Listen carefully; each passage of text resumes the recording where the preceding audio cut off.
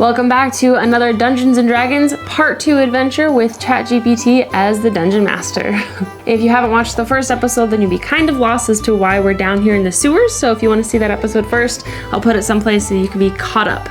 If not, then Dustin, will you give us a brief backstory as to why we're in the sewers in the first place? Yeah, to start with, we have a party of 4. First, we have Mom. I am Alorn, the Ranger. I am playing Maynard, the Warlock. I am Garen, the Paladin. Then I'm going to be playing Rictus, the Kenku Bard. We started out in the city of Waterdeep, just trying to have some beers in a pub, whenever a crazy, wild-eyed man started making a ruckus and the guards were trying to apprehend him. So we heard him out, and he's like, oh, there's some craziness down in the sewers. Creatures. And so we decided to go down there with no preparation and try to figure out what's going on. And then, dun dun dun. We reached the chat limit for GPT-4 as it's in beta, and we thought that was the end, but a little while later, we tried just shooting ChatGPT a message to see if she still recalled the campaign, and she did good. So I'm going to start off by reading the backlog of the prompts that we gave her to see if she remembered the story. Also, all the images that you see in this video were created by AI. Dustin asked and said, Garen turns to the party and gives a voice of confidence before we voyage into the darkness. And ChatGPT responded, remembering our previous conversation. Garen, standing tall and exuding confidence, turns to his fellow adventurers, his voice steady and reassuring. Fear not, my friends, we are prepared and stand united. Whatever the darkness lies ahead, we shall face it together and overcome. Let us proceed with caution and strength.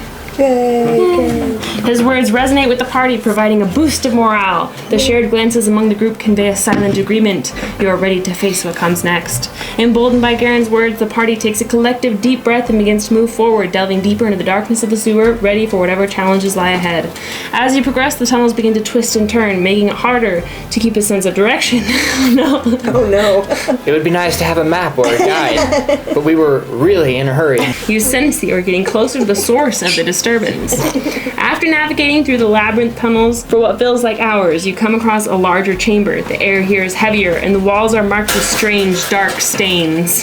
Oh no. The party has arrived at a new location within the sewers, and it's clear that something significant has transpired here. Would you like to proceed? Who wants to roll a perception check, an active perception check, and see? Who has the most? I believe it's Mom. Tell her what you're looking for. Are you looking for signs of danger, or... We're looking for the demons, man. What this guy saw. Lauren does an active perception check to see if she spies any demons lurking around. What if one of us tries to read the dark stains stuff on the wall? Marked with strange dark stains? Yeah, it maybe doesn't we say should writing, it just dark says stains. It could be blood, or it could be, I mean, this is a sewer. Are you ready? No, I'm not sure what I'm saying. What am I saying now? You, as our warlock, could examine the stains. Oh, okay, just check for danger then. Okay. So Alorn would like to roll a perception check to check for danger or anything else that she can see. Please go ahead and roll the dice for Alorn's perception check, and then let me know the result, along with any modifiers she might have for her perception skill. Alorn rolled a 15 plus 5.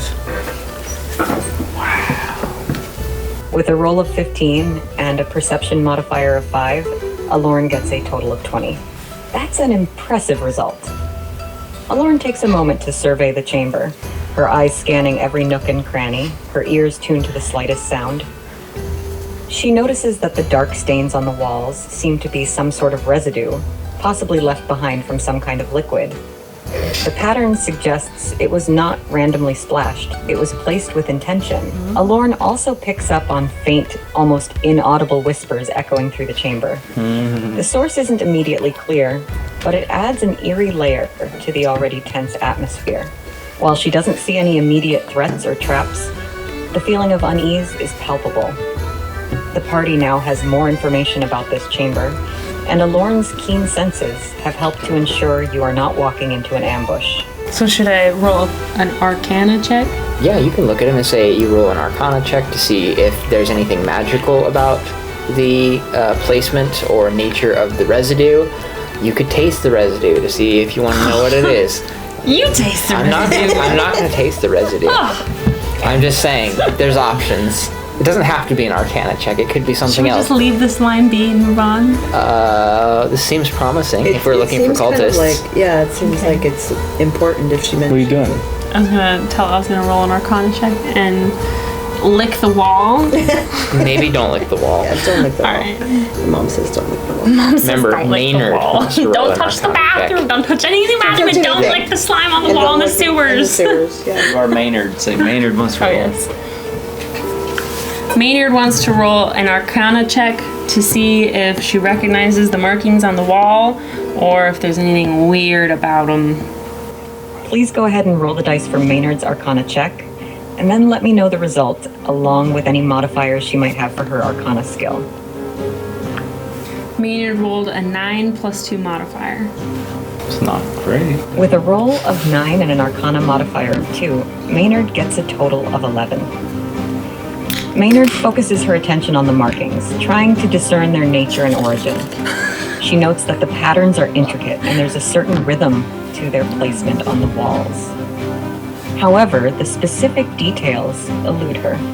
She senses that there is something magical about them, but the exact purpose or type of magic at play isn't clear with the knowledge she has at the moment. Well, that's helpful. Though she couldn't fully decipher the markings, Maynard's attempt has confirmed that there is a magical element to this situation, which could be crucial information for the party. With this new information, the party can decide how to proceed. The party would like to look around and see if they can figure out where the whispers are coming from or maybe where the ritual took place. The party decides to take a closer look around the chamber, trying to hone in on the source of the whispers and identify any signs of the ritual that may have taken place here. Would anyone in particular like to lead this investigation, or are all members of the party participating? Maynard is going to keep watch while the other three investigate together. Maynard takes up a position, her eyes and ears open, staying alert for any signs of danger as Garen, Alorn, and Rictus delve deeper into the investigation of the chamber. Garen, Alorn, and Rictus, please roll an investigation check to see what you can uncover about the ritual and the source of the skill? Mine is plus 4. Golly. I rolled a 4. Uh-oh. So you're not keeping watch very well. Well, I could have investigated very You could have well. investigated very well. So the ranger should be keeping watch. I got a 0. I got a 16. Oh, good for you. All right, so Rictus rolled a 16 plus 0 on investigation. Alorn rolled a 4 plus 1 on investigation. Garen rolled a 1 minus 1 on investigation. And Maynard rolled a 4 on perception. Rictus, with a total of 16 in investigation, takes the lead in this search. He meticulously examines the chamber, his eyes catching details that the others might have missed. He notices a specific area on the floor that seems more worn than the rest, suggesting it was used frequently, possibly for ritualistic purposes. The pattern of the stains and the wear on the ground give him a good idea of how the participants might have been positioned. Alorn, with a total of 5 in investigation, and Garen with a 0 after the negative modifier, find it hard to make out any specific details. The strange ambience of the sewer, the whispering, and the eerie markings seem to cloud their focus. Maynard, keeping watch with a total of 4 in perception, is on edge but doesn't notice any immediate threats. The whispers, however faint, seem to play tricks on her mind, making it hard to concentrate. I'm distracted. Rictus, having gathered valuable information, can now share his findings with the rest of the group.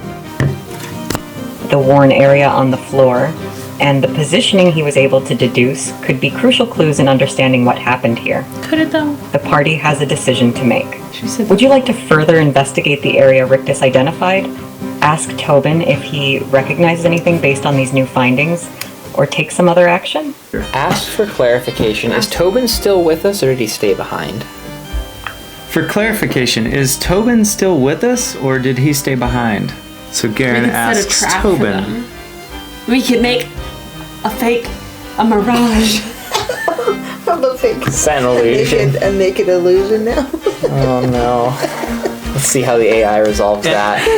In a previous game,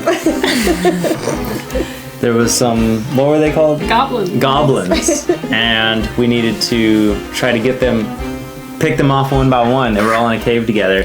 And Josie put a naked female goblin at the mouth of the cave. An illusion. An illusion of a naked female goblin at the front of the cave. I don't know what she thought was gonna happen. Nobody fell for it. They basically slaughtered everyone because they knew it was a They were like, mirage. what is this? I Somebody's feel trying to that play the a prank dungeon on us. master was not being fair. Good. I thought it was a great idea. We could. We could still set a trap though. We could like wait for them. What if they're not? What if they're not evil? Why would we want to trap them? Why are they what in if the there's sewers? a whole bunch of them? Where are they talking about? We need to talk to sacrifices? Toby. Yeah, you should not be sacrificing people in the sewers What if if you're they- doing Let's ask that him if guy. this is close to where he was when Let's ask him to recount what he saw and heard here. Alright. Now that he's calmed down a little bit, so we can Yeah. get a more clear picture of what we're Right. looking for. Rictus, having investigated the area, now moves over to speak to Tobin now that the man has had a chance to calm down, and ask him what exactly it was he witnessed or heard down there, down here in the sewers, so we can get a better idea of what we're looking for. Rictus, with his keen senses having picked up on the worn area of the floor, approaches Tobin to get a clearer picture of what transpired in this dark, damp place. His voice is steady, aiming to reassure Tobin as he asks, Tobin, now that you've had a moment, can you tell us exactly what you saw and heard down here? Any detail could help us understand what we're dealing with. Tobin takes a deep breath, visibly trying to calm his nerves before he begins to speak. All right, I'll try my best to remember. It was dark, just like now, and I heard chanting, low and rhythmic. There were about 5 or 6 figures, all wearing dark robes. I couldn't see their faces. They were standing in a circle right where your dragonborn friend is standing now. He points towards Garen. In the middle of them, there was this strange symbol on the ground, glowing faintly. I couldn't understand what they were saying, but the air was heavy, filled with a sort of energy, and then there was a scream, a terrible scream, and everything went silent. The figures vanished, and I was left alone in the dark. Tobin shudders as he finishes his story, the memory clearly haunting him. With this new information, Rictus can share Tobin's story with the rest of the group, and together, you can decide on your next course of action. I want to ask him if he can draw the symbol for us. I would like to- No! No! Tobin, go in the center of the ritual and draw it for us. We'll stand around you. recreate the See if you symbol. can, recreate the symbol, see if you can rechant the chants in the same And low you sit in the tone. center. And get those thingies in here so he can kill them. Oh my gosh. Yeah, I'm ready to Garen, fight go first. something. So, we could choose to try Thank you, and further investigate the whispers, either by listening closely. Yeah, Mom's gonna listen closely. That's what it is. If she goes crazy, we'll have to subdue her. What? I mean, these are magical whispers in a cultic Doing sewer. Mom. No, What if I won't she even shoots you? Bring it on, do buddy. Mom. I have my ways. I am a bard. I'm scared of the bar. Play scary music at you. It's okay. Lauren is going to listen carefully to see if she can understand what the whispers are saying or if they're coming from a particular language. Aloran decides to focus intently, channeling her senses to try and discern the whispers, hoping to catch a fragment of clarity within the cryptic murmurs. Aloran, please roll a perception check to see how well you can concentrate and what you might be able to pick out from the whispers. Let me know the result and any modifiers you have for perception. 18 plus 5. With an impressive total of 23, Aloran hones in on the whispers, her senses sharp and focused. As she listens, the world around her seems to fade away. The sounds of her companions' breathing, the dripping of water from the sewer walls, all of it disappears until there is only the whispers. She realizes that the whispers are not just random noises. They are fragments of sentences, broken words in a language she might recognize. With her heightened focus and knowledge, Aloran identifies the language as abyssal, a language tied to demons and other chaotic evil entities from the abyss. Among the disjointed words, she catches phrases like the portal, more souls, and the master awaits. The tone is eager, hungry, and filled with malevolent anticipation. As the realization hits her, the whispers seem to fade away, as if the entities behind them realized they were being overheard. With this newfound knowledge, Aloran can share her findings with the rest of the party, potentially providing crucial information on what might be happening in the sewers. The party must now decide how to proceed with this new ominous information. Like, I don't know about That is very your ominous. experience level. Like, does it sound like we're in over our heads? We're level 1, and these things are creepy. They come from a portal to feed their master or something. Yeah, Entities. like- I don't know. That long. Goodbye, Josie. Maynard fades into. Fades into the sewers. Let's have the ranger look to see if she can find out which way the cultists left the chamber and follow their tracks. Alorn would like to look for tracks to see if she can figure out which direction the cultists are in. Aloran, now aware of the potential danger and the sinister atmosphere of the sewer, decides to use her tracking skills to find any traces of the cultists' movements. She carefully scans the ground and the surroundings for any signs that might indicate which direction the cultists went. Aloran, please roll a survival check to see how well you can pick up on any tracks or signs left behind. Let me know the results and any modifiers you have for survival. Alorn rolls a 15 plus 5. With a total of 20, Aloran skillfully examines the ground and surrounding area. Her keen senses and experience in tracking allow her to discern a subtle trail. She notices a series of faint footprints and disturbed dust leading deeper into the sewer.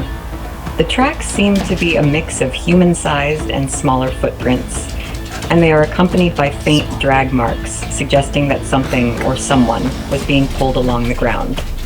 The trail is not fresh, but it is discernible enough to follow. The party now has a clear direction to proceed if they choose to follow the trail left by the cultists. You should try the naked female, whatever our opponents are. A naked female mage. In fact, do it right now. Just say you put out a naked female illusion and see if the cultists come out right. My timing was good.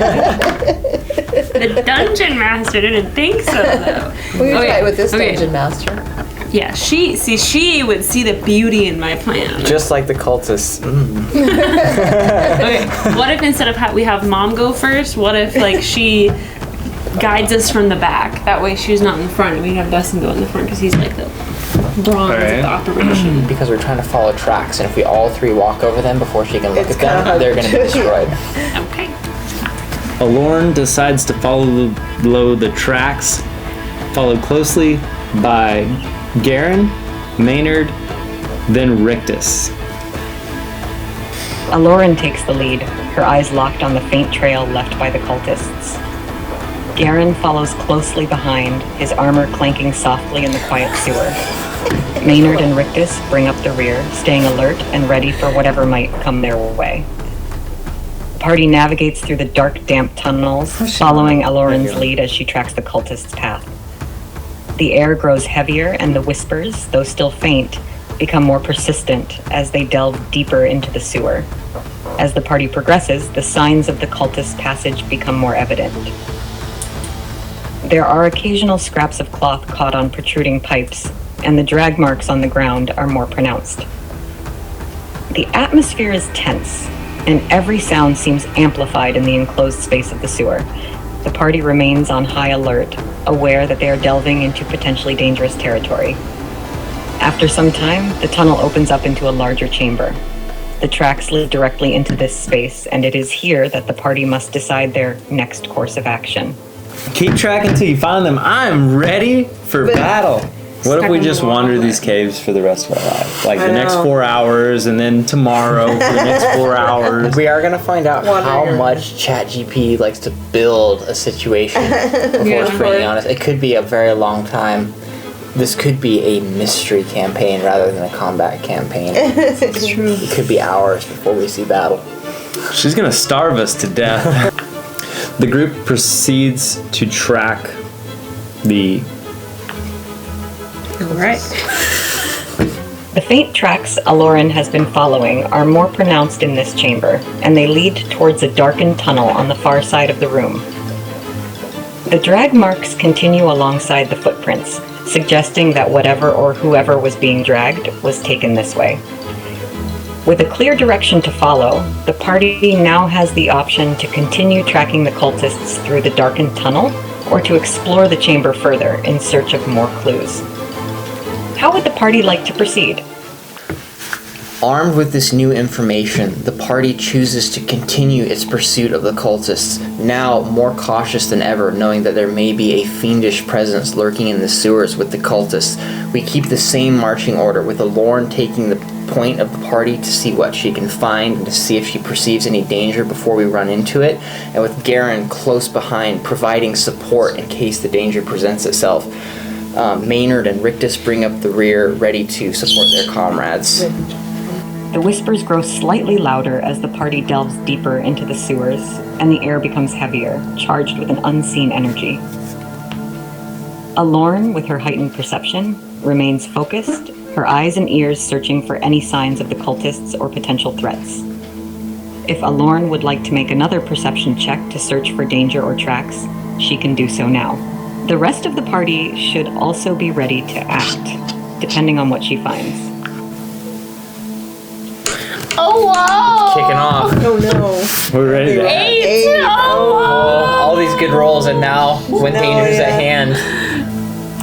Alorn rolls a 3 plus 5. Despite her best efforts, Alorn finds it challenging to pick up on any clear signs of danger or tracks in the immediate vicinity. The shadows seem to dance just out of reach of her dark vision, and the whispers continue to echo through the sewer tunnels, making it difficult to concentrate.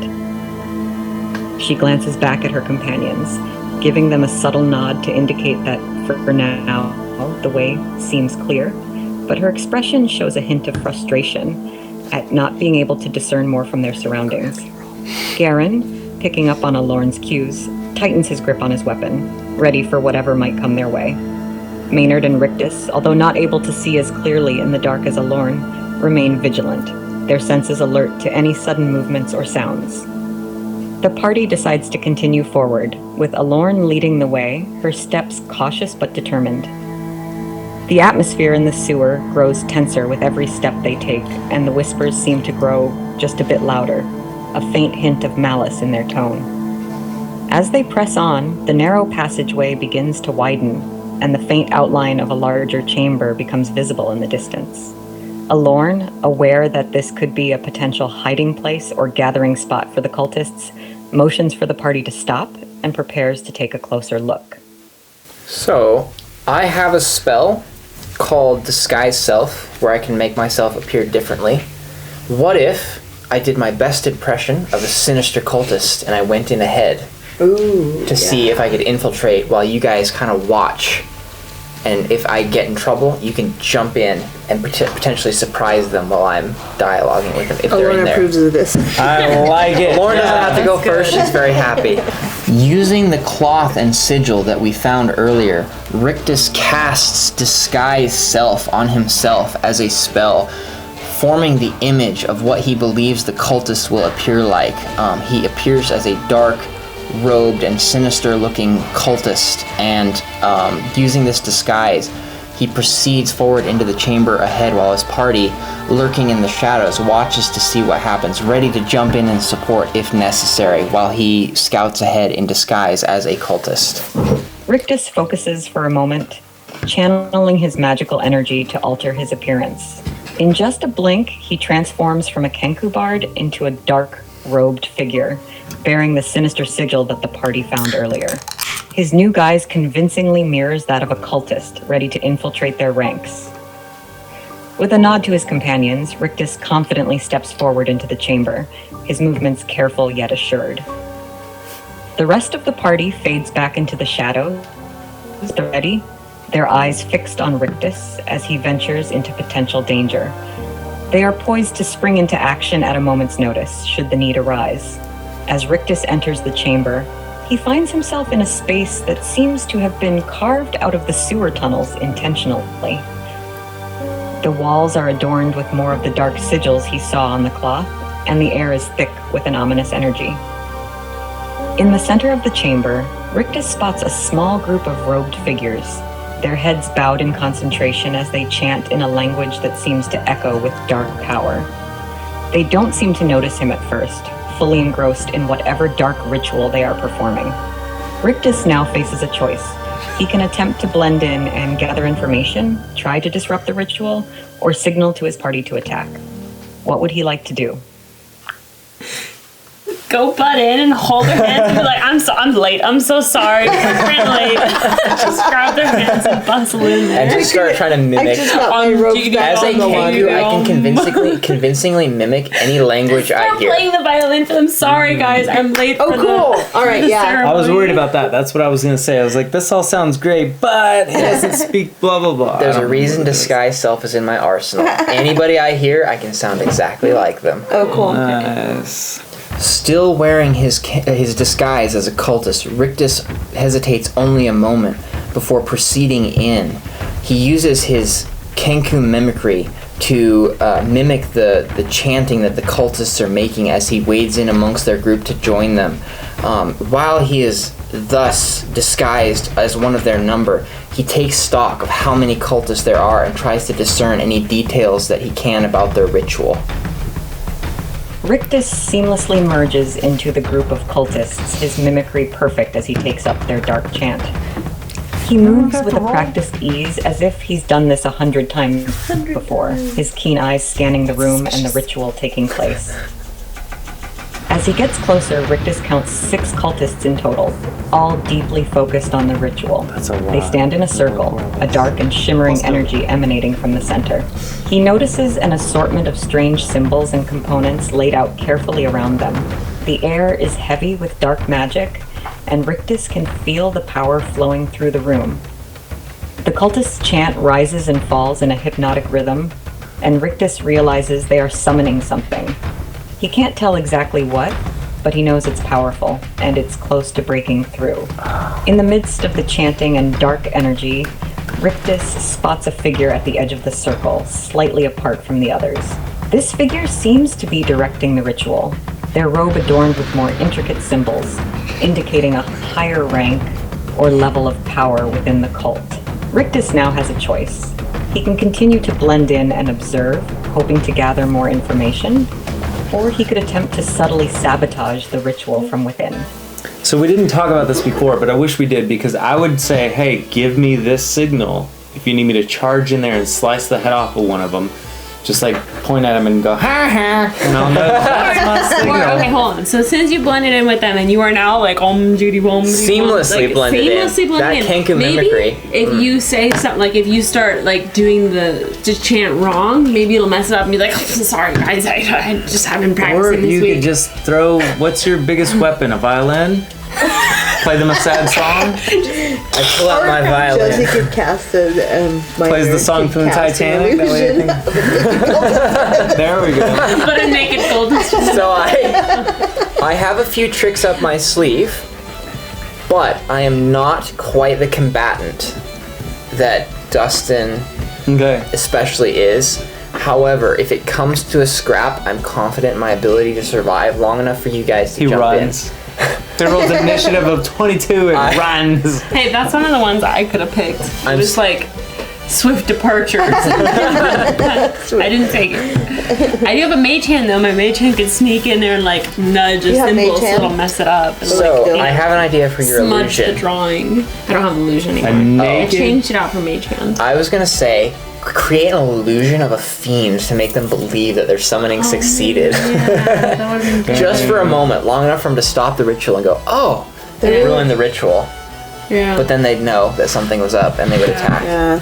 You know, Too bad. minor illusion. But you know It's what? My failed naked female goblin really discouraged me, so I traded it in for mage hand. My mage hand But could no, sneak in there you and can't trade smudge the vignettes. Just ruin, goose one right? of them. While that's how to disrupt the ritual. He's like, the fiend. Wonder what she would do with that. We did say some Tickles comedy. them. Rick just gestures back and he's like, grab. He's like, Just behind as they're spraying. signaling for Maynard to goose one of the cultists and throw the ritual off. Roll initiative. How much damage do you do?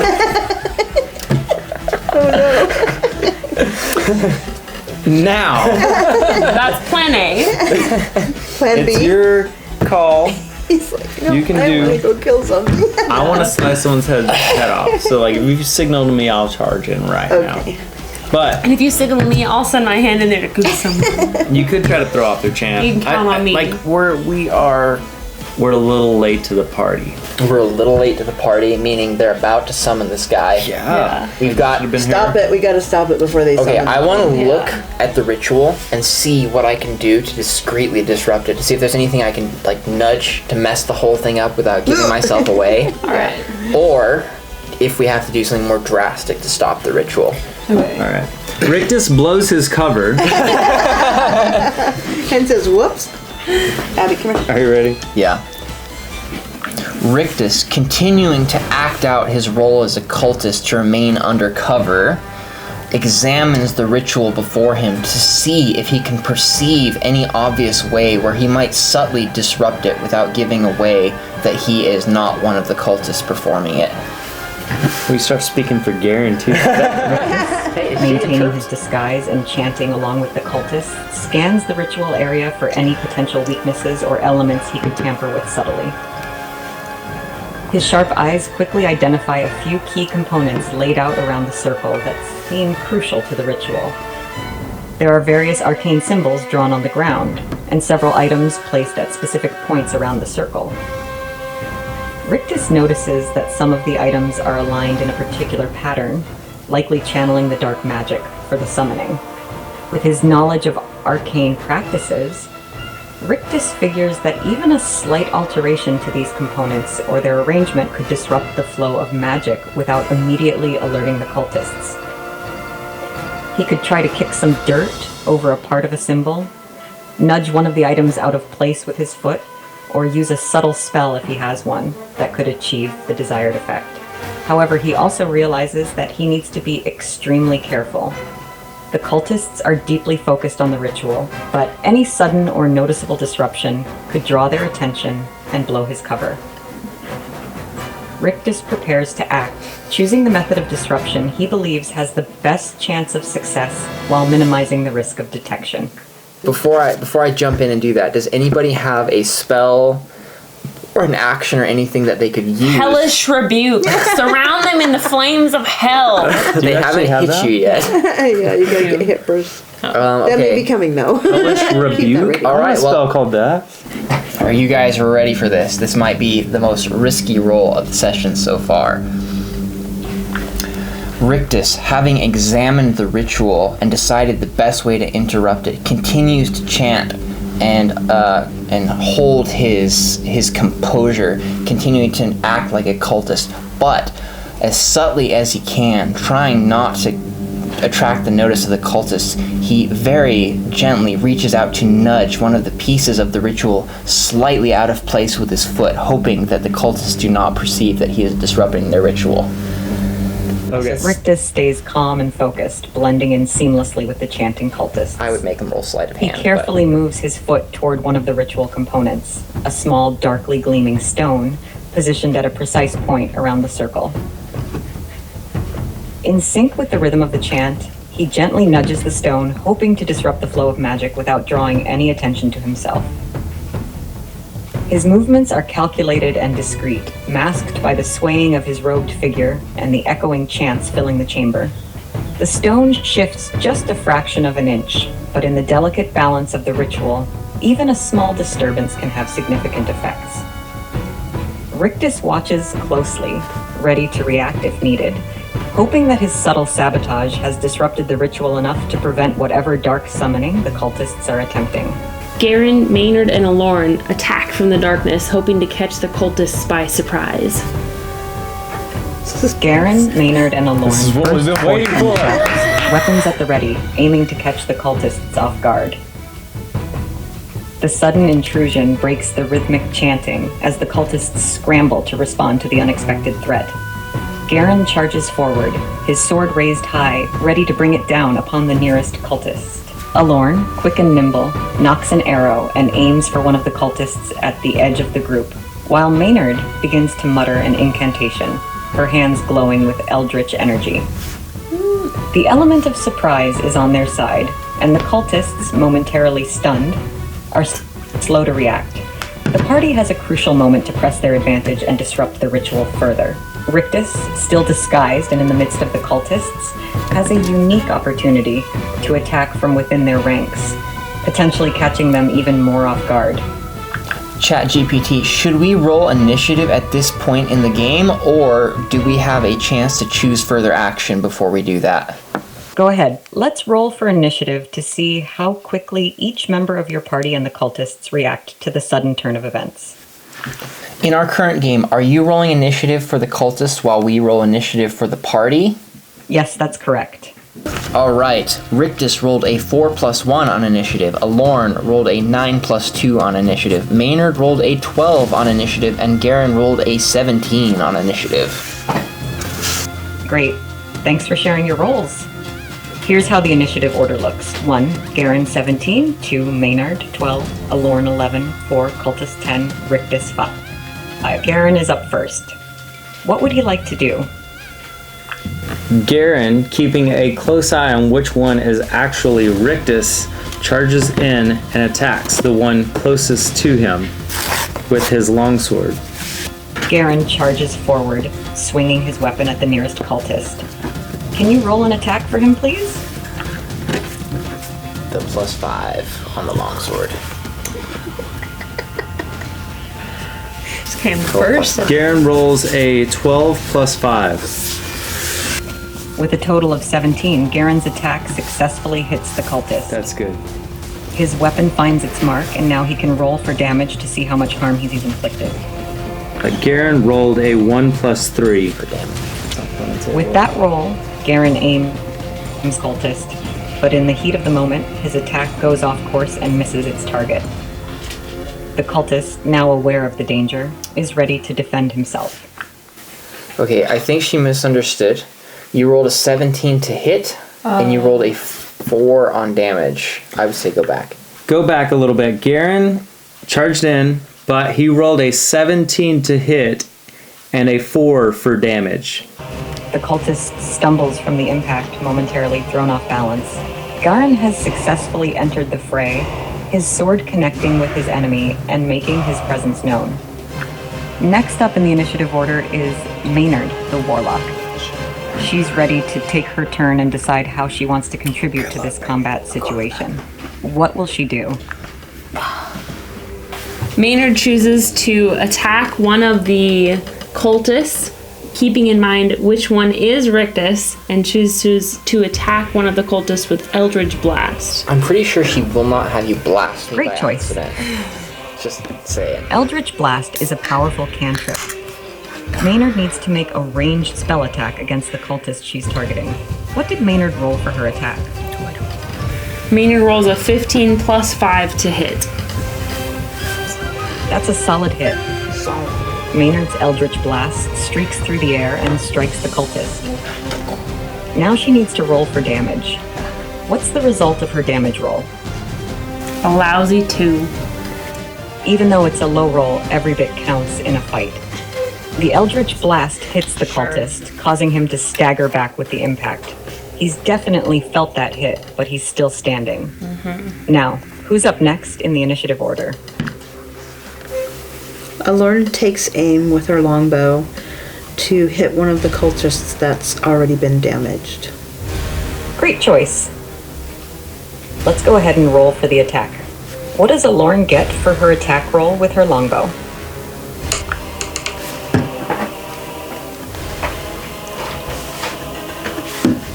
Alorn rolls a 1 plus 4.